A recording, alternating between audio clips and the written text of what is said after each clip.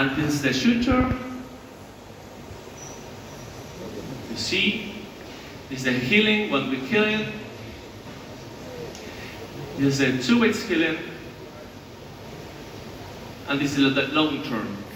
With healthy tissues, of course, we have some recession there. Less recession than the baseline situation, but we have recession. But we have a completely situation compatible with health after 2 years of this treatment. You see, this is before and this is after. And what about this case? This case was treated. I treated this patient when I was a student in the Master of the Competenze. You see that after non-surgical therapy, we have deep pockets at the buccal side, even deep pockets at the distal aspect of that central incisor. When we raised the flap, we found this lesion. It's extensive, right? We don't have to do, in this case, the endo treatment. The answer is no, because the lesion doesn't reach the apex. So you see the lesion. So we reconstruct by means of guided tissue generation. Is the suture, the 1 week healing, and this is the long term without proving pocket death. Histologically, in order to understand this concept, because Professor Ricucci is an endodontist, a well-known endodontist, made this histological study. And what he saw in this case is that if the lesion doesn't reach the apex or doesn't go beyond the apex, the pulp will not be affected. So this is histological proof that what I'm saying. Okay? And you see all the teeth that the Professor Ricucci analyzed, and you see that all of them were vital. So, like these cases, you see that in this case, we reach the apex. So the endo treatment has to be done before the surgery. So the next question should be, how long should we wait for to do an endotherapy in an endoperioneal lesion caused by periodontitis? We have to differentiate between them. In this case, this randomized clinical trial is the only one performed in 40 patients with an endoperioneal lesion. They divided the patients into 2 groups. The control group was the delayed periodontal surgery, because they performed the scaling and root planning and then the treatment, and they wait for 3 months. The test group consisted of performing the periodontal surgery after 21 days from the scaling and root planning and the endotherapy. And what have they seen in this case? They see there is a better result in a short term for the test group. So the teeth improve a lot dramatically at the first 3 months after the surgery in the test group compared to the control group. But in the end of the story, they will be comparable. What does it mean? That in a periodontitis lesion caused by periodontitis, okay, we have to differentiate the cause of the lesion. In a periodontitis patient, we only wait for a while, as the Professor Cortellini always said. Just 21 days for doing the surgery, according to this trial. So, you see this patient, we have performed the scaling and root planning, we have splinted those teeth. You see why? Because the patient presented those lesions, you see in the CBCT the extension of those lesions, and you can see here that the lesion also reached this kind, right?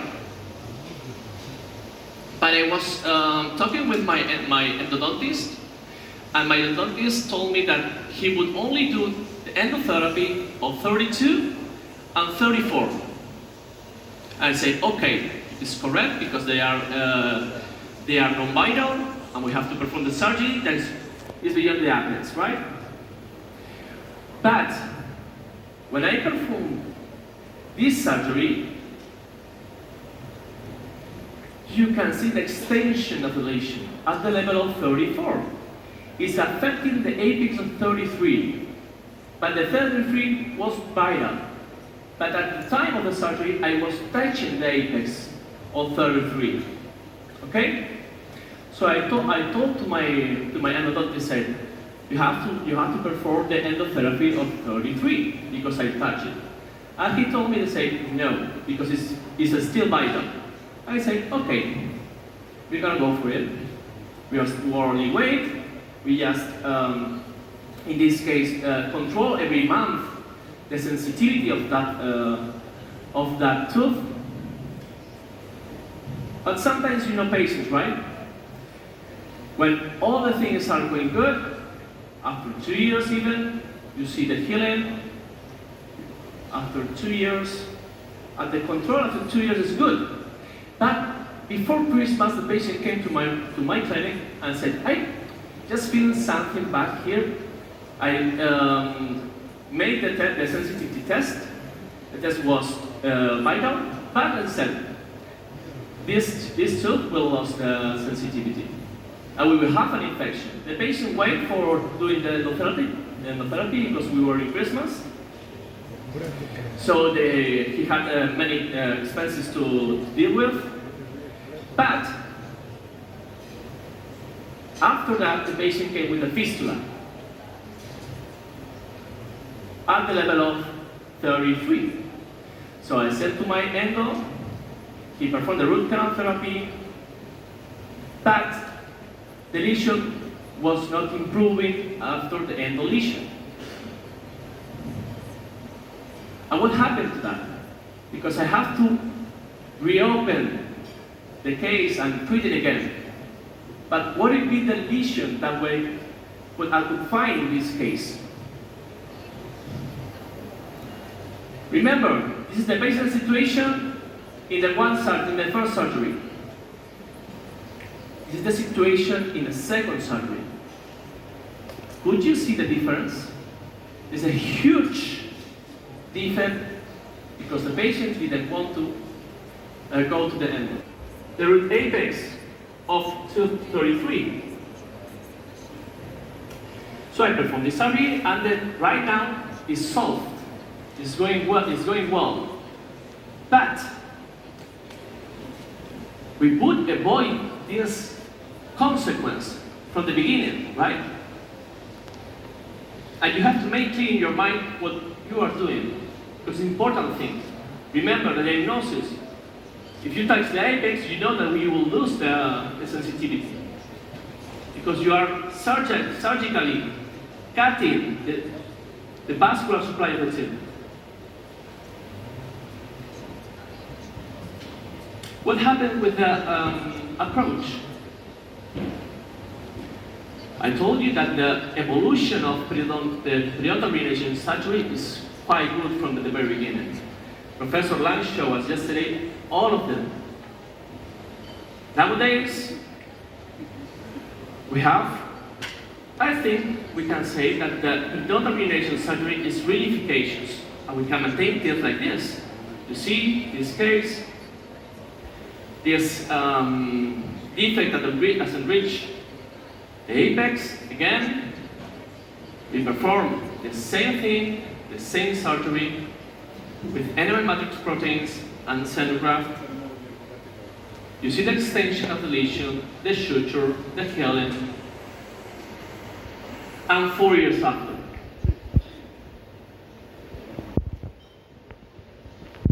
Again, another case like this. a periodontitis patient that is controlled, but dramatically he was losing attachment at the level of 32. You see the pre-pocket depth that tooth had. And this is the defect. Can we treat it? Can we maintain it? Yes, perfectly. By means of guided QC regeneration, we can deal with it. This is the healing. This is a long-term basis. You know, and you can see the health tissue that we have without any fluid pocket depth. 3 millimeters on the mesial part, 3 millimeters on the buccal side, 2 millimeters. And this is the aspect radiographically from the basal situation to 2 years after. We also have another kind of techniques that we are using in our periodontal regeneration surgery. This technique, developed by Professor Zucchelli and Professor DeSantis, is a chronic advanced flap for treating periodontal defects in order to reduce the recession that normally can find after operating our cases, right? In this case, the Professor Zucchelli even include a combination of the connective tissue graft that is called a connective tissue wall technique in order to reduce that kind of consequences that we have after the surgery. Like this case, a periodontitis patient with this defect, we perform a coronary advanced flap approach. We place our connective tissue graft at the buccal side. Then we perform the regeneration with enamel matrix proteins. This is the healing. 6-month healing. Of course, we have lost papilla, but we have covered a little bit the recession because it's the basal situation. In this is 4 years after. You see the evolution along time of this kind of surgeries. But what happened in these cases when the attachment loss go beyond the apex? It is efficacious. Can we maintain it? As Professor Vidal mentioned before, this randomized clinical trial performed by Sandro Cortellini and published 10-year results, they compare a control group in which all the teeth like this were extracted and replaced with an implant on a bridge, and a test group in which they performed the guided tissue regeneration. And we have seen that the attachment gain in the test group was really good. As a mean was 7.3 millimeters. They only lost just 3 teeth at 10 years. 3 teeth, that's it. Okay? From 25. But the main thing is that the survival at the end of the story is exactly the same, without any significant difference. But the main thing of this are the complications that you can find at implants, right? Periodontitis. The question should be, is periodontitis, as the treatment of periodontitis, as efficacious as periodontal regenerative surgery? What would you think? In my opinion, it's easier to treat teeth than implants. Always. And at the end of the story, when you compare the cost effectiveness of each modality, you see that the periodontal regeneration surgery produces less cost and is as efficacious as an implant at the end of the story. So, in a patient like this, in a periodontitis patient like this, that we have this huge defect, We went for the periodontal return surgery with a connective tissue graft, and you see in this case that we don't have, we don't have any attachment, any periodontal ligament along that tooth. But the good thing that this tooth had was that it was splintered by the bridge. Would you mind to extract this root, for example? What would you have after that? The shrinkage of the tissue at the bone, and you have a defect, so you have to treat it, right? Because it's an arterial segment to treat the consequences. Don't you think it's less invasive to do this kind of surgery? Don't you think that this kind of surgeries are less expensive and it's better for our patients? If we select the patients well, of course. The GTR, the suture, this is the before and after. And what you see after 5 years is the aspect radiography of that tooth. We can say that we have periodontal regeneration. I don't know. We were discussing about the presence of periodontal ligament. I don't know. I wanted to extract that tooth in order to perform histology, but the patient didn't want it because she was happy with maintaining with her teeth. But it would be really interesting thing. Another case, this patient was referred to treat the tooth number 11. You see that it's splintered. This is the situation. Again, the same thing. GTR. Then, after the result of the first surgery, I performed one connective tissue graft in order to improve the soft tissues. And then I introduced this patient into orthotherapy. And what happened when we are moving this tooth? What happened is that the result is really good for the patient because you are moving the whole tooth inside the alveolar process. We are stabilizing that teeth, and also we are improving the aesthetics. You see the result after just 6 months of orthotherapy, and it's 3 years. And what happened to this? The patient was referred by her orthodontist because her orthodontist haven't seen that the patient had periodontitis. It's a problem, always. And we have to treat this patient, so first of all, we went for the scaling implant, the basic therapy, and after that we treat the second premolar, or the first premolar in the second quadrant. Can we maintain this tooth? You see that it was mobile, almost this tooth had great free mobility. So I went for it because I introduced the patient, a good supportive periodontal therapy. We treat it and we maintain it every time. So I performed this surgery. This is the result in short term, but we have it in long term. The patient came to the maintenance, and suddenly I quit the splint, and the tooth was not moving. And this is 5 years faster after that. Even the soft tissues have improved, or 4 years after. Even the soft tissues have improved as well. And we have no mobility. We can see bone there, and the nose is a periodontal regeneration, but you can see bone there where you don't have any mobility, and the patient, in this case, is very happy with her teeth. And what happened to molars?